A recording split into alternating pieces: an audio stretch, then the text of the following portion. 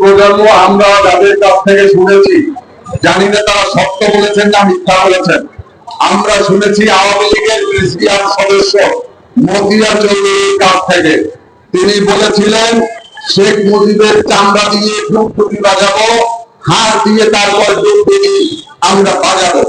আমরা শুনেছিলাম জাসদের নেতাদের মুখে তারা এই জাতির পিতাকে তারা জুতার পিতা বলেছিল। আমরা ইতিহাসের থেকে আমরা শিক্ষা নিয়েছি।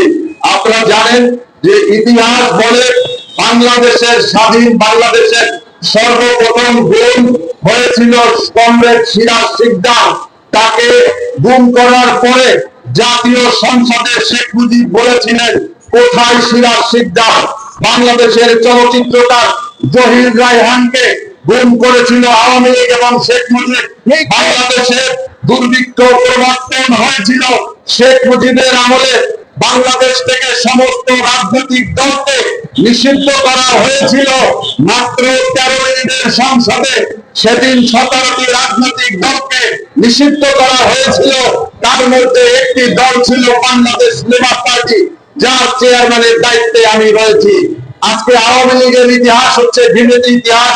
আওয়ামী লীগ হচ্ছে একটি কলঙ্কিত নাম, আওয়ামী লীগ হচ্ছে একটি অভিশপ্ত রাজনৈতিক দলের নাম, যার কারণে এই দলের প্রতিষ্ঠাতা হিসাবে শেখ মুজিবুর রহমান, তার ছবি বাংলাদেশের কোন সরকারি দপ্তর তো দূরের কথা, কোন মুদি দোকানেও থাকার কোন সুযোগ নেই।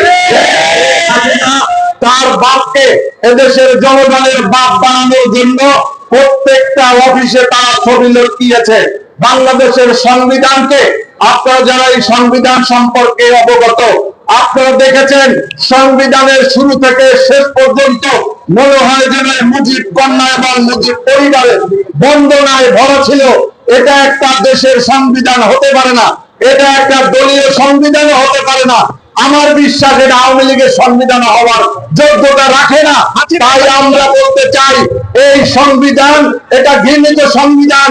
এই সংবিধানকে পরিবর্তনের জন্য আমরা দীর্ঘ 17টি বছর গণতান্ত্রিক যে আন্দোলন করেছি, যার ধারাবাহিকতায় বিগত 5ই আগস্ট ছাত্র জনতার বিপ্লব হয়েছে। এই বিপ্লবের দাবি, আজকে দেওয়াল লিখনের দাবি হচ্ছে এই সংবিধান পরিবর্তন করে জনগণের সংবিধান বাস্তবায়ন করতে হবে। বন্ধুরা, আমরা আমাদের এখান থেকে একটা 24 ঘন্টার আলটিমেটাম দেওয়া হয়েছে। শুধুমাত্র আলটিমেটাম দিয়েই কিন্তু শেষ করলে হবে না, প্রত্যেকটা অফিসে অফিসে অভিযান চালাতে হবে।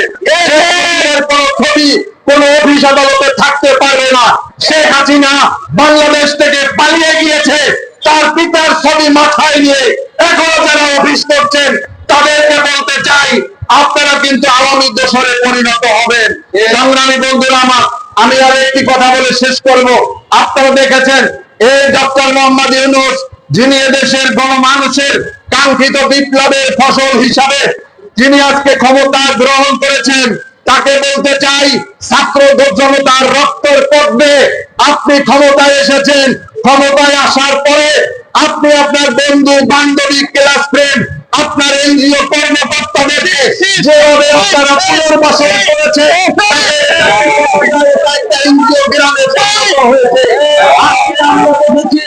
আজকে সেই 26 জন উপদেষ্টার মধ্য দিয়ে 13 জনের বাড়ি হচ্ছে চট্টগ্রামে।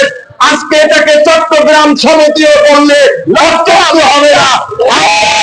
করেছিলাম এই গোপালগঞ্জের সমস্ত পুলিশ কর্মকর্তার বাড়ি গোপালগঞ্জ, সমস্ত কর্মকর্তা আমাদের বাড়ি গোপালগঞ্জ, সেখান থেকে গোপালগঞ্জ থেকে আজকে চট্টগ্রাম সমিতি করার জন্য আমার লেবার পার্টির নেতা ছাত্র মিশন নেতা নাইম হাওলাদার সহ এদেশের হাজার হাজার ছাত্র জনতা তারা শাহাদত বরণ করে নাই। আজকে এখন পর্যন্ত 3 মাসে আপনাদের সফলতা আমাদের চোখে পড়ে না। তবে একটা সফলতার জন্য আপনাদেরকে ধন্যবাদ না দিলে অকৃতজ্ঞ হয়ে থাকবো। এই জঙ্গিবাদী ছাত্রলীগকে নিষিদ্ধ করেছেন, এজন্য অবশ্যই আপনাদেরকে অভিনন্দন জানাই। আপনারা কয়েকটি কমিশন তৈরি করেছেন, এই কমিশন তৈরি করার জন্য আপনাদেরকে অভিনন্দন জানাই। কিন্তু এই যে আলী ইমাম মজুমদারের মতো একটা বানরের বাচ্চাকে শেখ হাসিনার সেই দোসর, সেই আওয়ামী লীগের প্রেতাত্মা তাকে প্রধান উপদেষ্টার কার্যালয়ে বসিয়ে প্রত্যেকটা দপ্তরে আওয়ামী লীগের যেভাবে পুনর্বাসন করা হচ্ছে, আমরা দেখলাম এই ফারুকীকে উপদেষ্টা করা হয়েছে। ফারুকী তিনি আল্লামা শফিকে তেতুল হুজুর আখ্যায়িত করেছেন। তিনি বাংলাদেশে তার অবদান কি আমরা জানি না। তিনি তার স্ত্রী শেখ মুজিবের স্ত্রীর চরিত্রে অভিনয় করেছেন। কতটা আওয়ামী লীগের দোষর হলে এই জায়গায় চান্স পাওয়া যায়। তাই বলবো অতি সত্তর ফারুকী থেকে শুরু করে আলী ইমাম মজুমদার, হাসান আরিফ, এরকম প্রায় 18 জনের বেশি আছে যাদের ব্যাপারে অনেক আপত্তি রয়েছে ছাত্র জনতার। তাদেরকে অবিলম্বে অপসারণ করে বিএনপি, জামাত ইসলামী, গণ অধিকার, লেবার পার্টি সহ রাজনৈতিক দলগুলোর সাথে পরামর্শ করে আপনারা উপদেষ্টা নিয়োগ দিন। আপনারা অন্তর্বর্তীকালীন সরকার আপনারা যা শুরু করেছেন তাতে মনে হয় যেন আপনারা যুগ যুগান্তর ক্ষমতায় থাকবেন মনে হচ্ছে। এত উপদেষ্টার দরকার নেই। ভোটার তালিকা প্রণয়ন করুন, নির্বাচন দিন। আর আজকে 3 মাস হয়েছে, 90 দিন হয়ে গিয়েছে। বাংলাদেশের দেশনায়ক তারেক রহমান এখনো কেন বাংলাদেশে আছে? তারেক রহমানের নামে মিথ্যা মামলা কেন এখনো প্রত্যাহার হয়নি? তা দেশের জনগণ আমরা জানতে চাই। অবিলম্বে তারেক রহমানকে বাংলাদেশে ফিরিয়ে আনতে হবে। আন্দোলন সংগ্রামের 17 বছরে যত মিথ্যা মামলা হয়েছে, যত ডাইনি মামলা হয়েছে, সমস্ত মামলা উদ্যোগ করতে হবে। আমাদের এখনো আদালতে গিয়ে হাজিরা দিতে মন চাচ্ছে না। আমরা চাই না বিশ্বাস করার পরেও আদালতের বারান্দায় ঘুরে বেড়াবো। আপনাদের সবাইকে ধন্যবাদ।